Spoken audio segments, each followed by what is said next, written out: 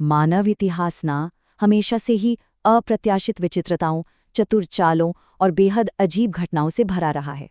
आज की इस खास इतिहास कक्षा में, या यूं कहें कि इस ऐतिहासिक विश्लेषण में, आप सभी का स्वागत है।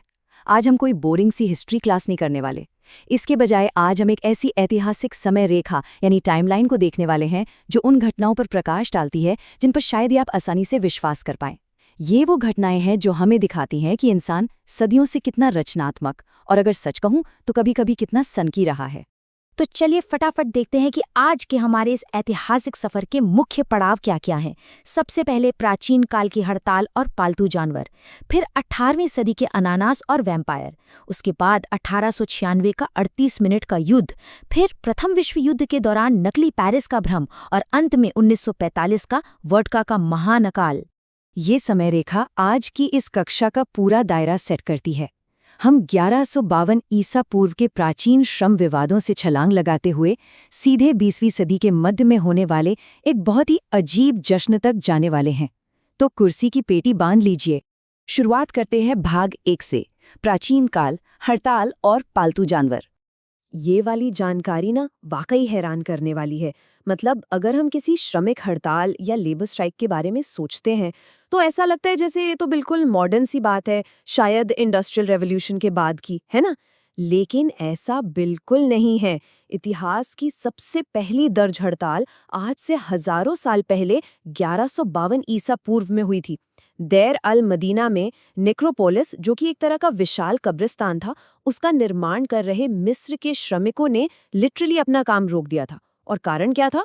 उन्हें उनका वेतन नहीं मिला था।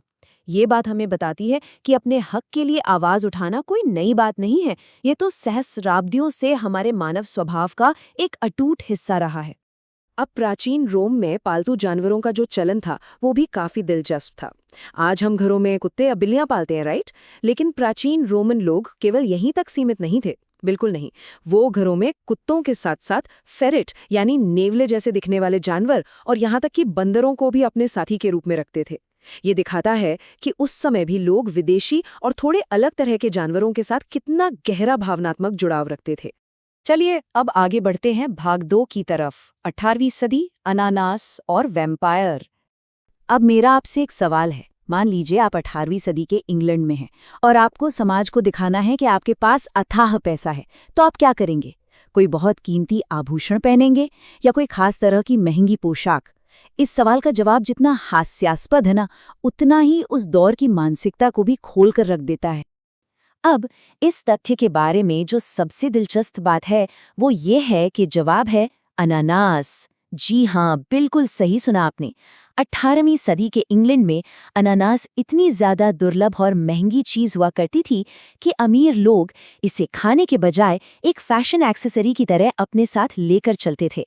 मतलब जरा इमेजिन करके देखिए, लोग बड़ी बड़ी और शानदार पार्टियों में जा रहे हैं और उनके हाथों में एक अनानास है, सिर्फ ये शो ऑफ करने के लिए कि वो कितने रईस हैं।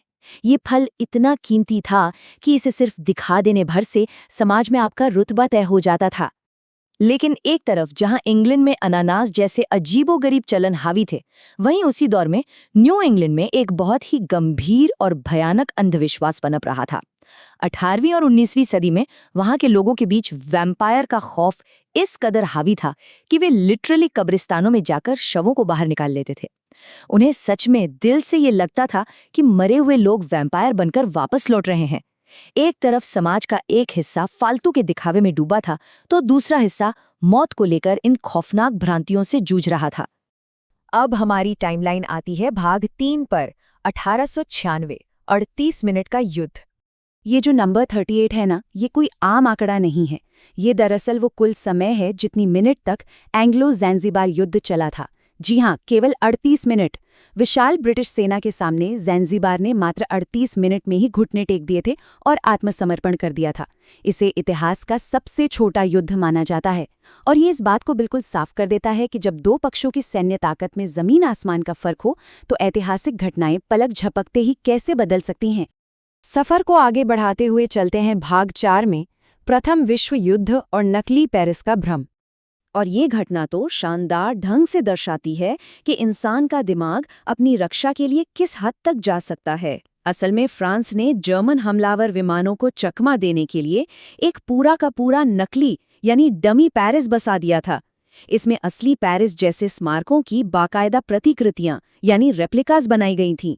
उनका पूरा आइडिया बस ये था कि आसमान से रात में बम गिराने वाले पायलट्स इस डमी शहर को ही असली पेरिस समझ बैठें और अपना हमला वहीं कर दें। ये वाकई में रचनात्मकता और युद्ध की रणनीति का एक बिल्कुल बेजोड़ संगम था। और अब हम आते हैं अपने आखिरी पड़ाव भाग 5 पर। 1945 वोडका का महान अकाल।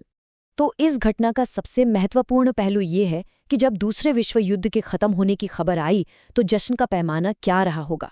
अब खुद सोचिए, रूस में ये जश्न इस कदर मनाया गया कि वो अपने आप में एक इतिहास बन गया। सबसे पहले तो युद्ध खत्म होने की घोषणा हुई, उसके तुरंत बाद लोगों की खुशी का कोई ठिकाना ही नहीं रहा और पूरे देश में लगातार 22 घंटों तक नॉन स्टॉप जश्न चलता रहा। और इसका नतीजा क्या हुआ? एक ऐसा देश जो अपनी वोडका के लिए पूरी दुनिया में फेमस है, वहां वोडका का पूरा राष्ट्रीय भंडार ही खत्म हो गया, एक बूंद नहीं बची। ये घटना उस वक्त लोगों के अंदर की उस सामूहिक खुशी और राहत की भावना को बिल्कुल परफेक्ट तरीके से बयां करती है। तो इस पूरे ऐतिहासिक विश्लेषण के अंत में एक बहुत ही रोचक सवाल जहन में आता है। जब भविष्य के इतिहासकार आज से 100 या 200 साल बाद हमारे आज के युग को देखेंगे तो वो किन चीज़ों को हमारी आधुनिक सनक मानेंगे? आज की ऐसी कौन सी एकदम नॉर्मल लगने वाली चीज़ें होंगी जो कल के इतिहास की कक्षाओं में पढ़ाई जाएंगी और जिन्हें सुनकर तब के लोग भी ऐसे ही हैरान होंगे? मानव इतिहास की इन विचित्र घटनाओं की कड़ीना कभी खत्म नहीं होती। ये एक लूप है जो हमेशा चलता रहता है। इतिहास सिर्फ बोरिंग तारीखों और युद्धों के बारे में नहीं है, ये उन अजीब और अद्भुत कहानियों के बारे में भी है जो हमें असल में इंसान बनाती हैं। इस ऐतिहासिक सफर में मेरे साथ जुड़ने के लिए आपका बहुत बहुत धन्यवाद।